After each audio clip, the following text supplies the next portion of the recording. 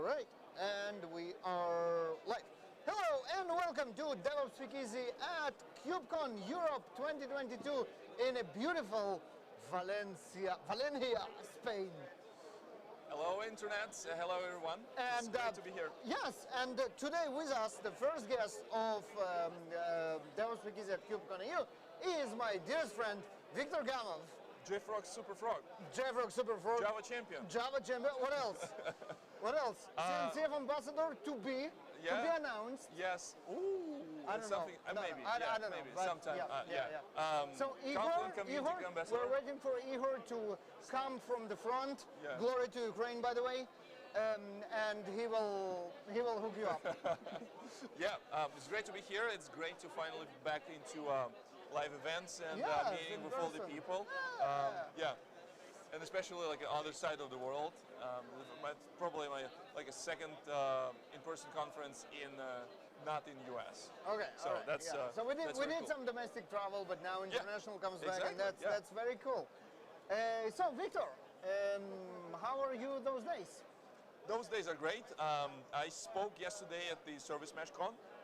Service Mesh Con, and that one of the collocated events. Yes, one of the collocated events that happened like before the main show to. Don't do that. Don't do that. And don't do that. All right.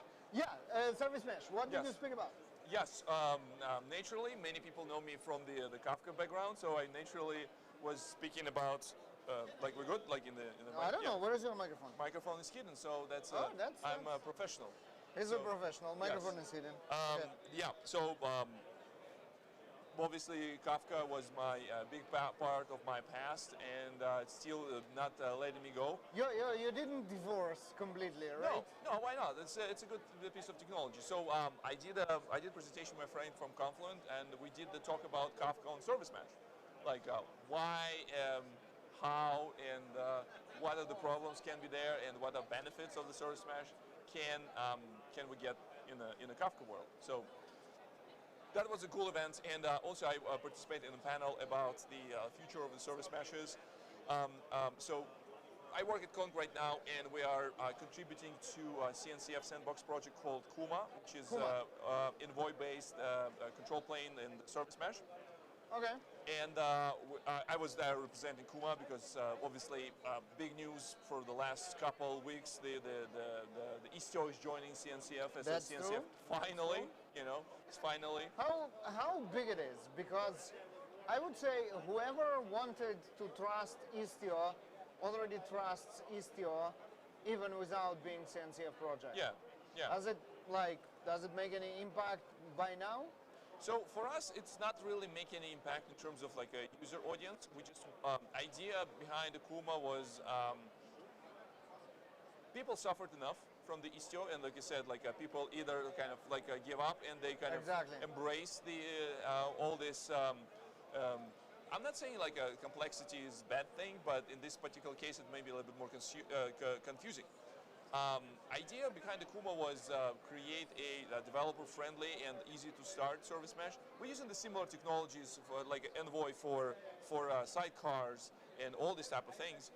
We're just providing a kind of like a very like a straightforward, no-nonsense the control plane and configuring the mesh with the policies that are easy to use. And for me, like to like set up things like Kafka, it's a relatively complex system and distributed system.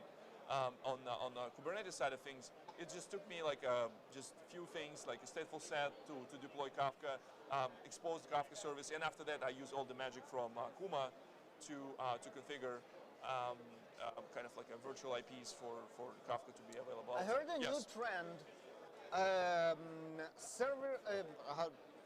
sidecar-less service mesh. Yeah. What's that? Yes, it's a very good question, and this is one of the things that we discussed during the panel. There you go. So you are following this, following the news, as always, as you should. As a co-host of the very popular ambassador and stuff. Yes, I appreciate it. That's super cool. Yeah. Yeah, that's new and improved. Yeah, that's cool. So with this, let me give you like a 2 minutes the history of the service meshes. There we go. as many technologies that we use these days, service mesh concept actually came from web scale companies.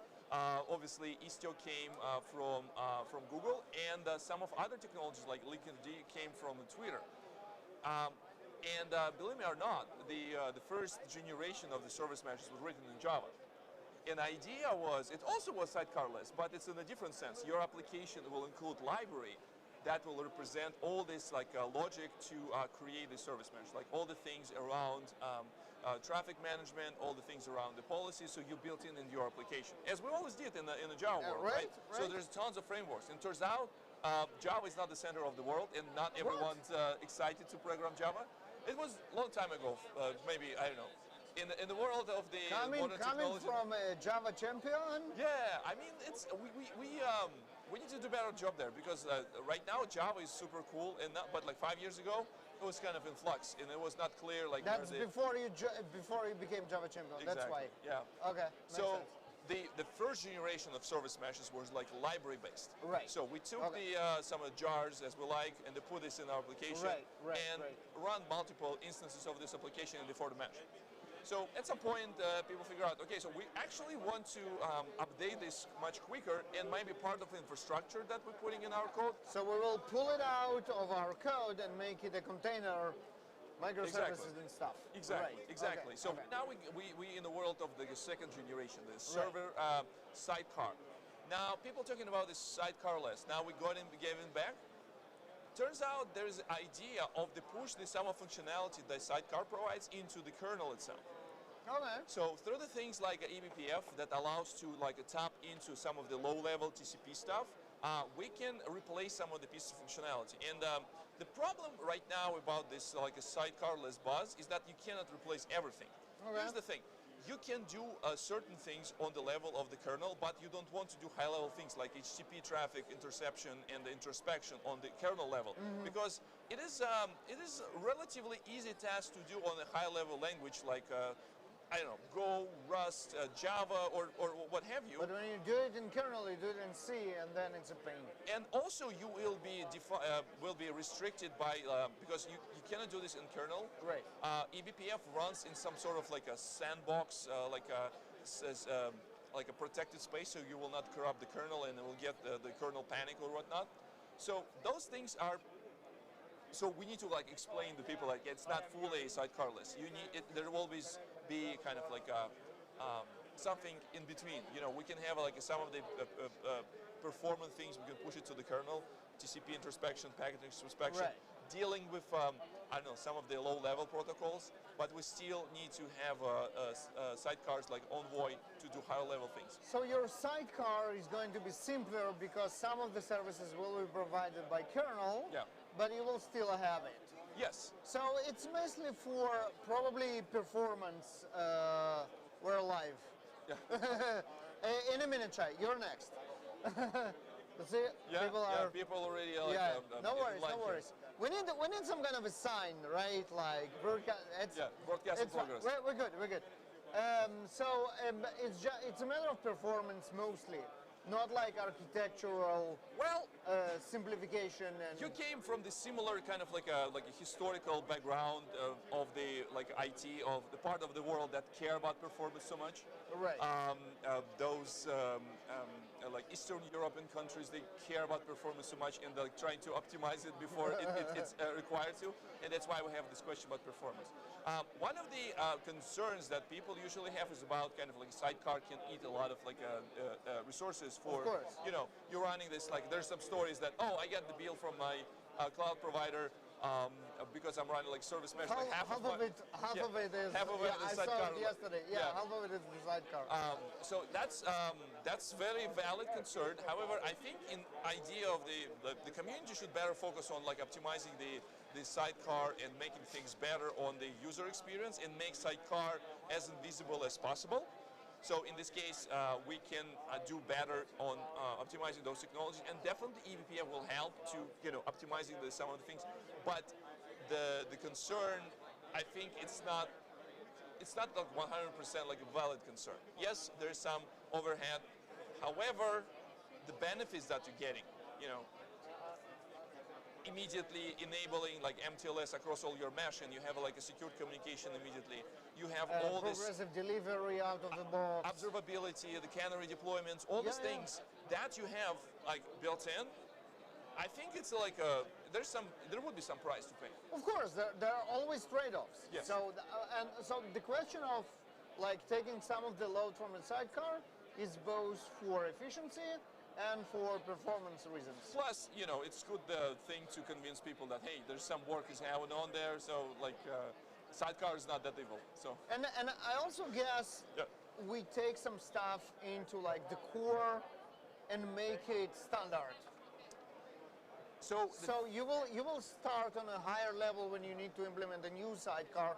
Bunch of stuff will already be there, and it will always be the same. Yeah, I think that's one of the beauties of using like Envoy as a sidecar. First of all, Envoy was kind of like already like low level enough and performant enough to serve this traffic, and the goal would be kind of like optimizing the sidecar impact on your infrastructure, basically. And that's the responsibility of the community, how this sidecar will be dealing with this like a low-level kernel Yeah, stuff. that's the question. Exactly. Yeah, interesting. All right, okay. So today we learned about almost sidecar-less meshes, but not quite. Yeah, stay tuned for some of the updates. We're going to be announcing some of the news around the Kong summit, and we're going to be talking more about Kuma and how the Kuma will be evolved and the Kong mesh will be evolved around similar concepts.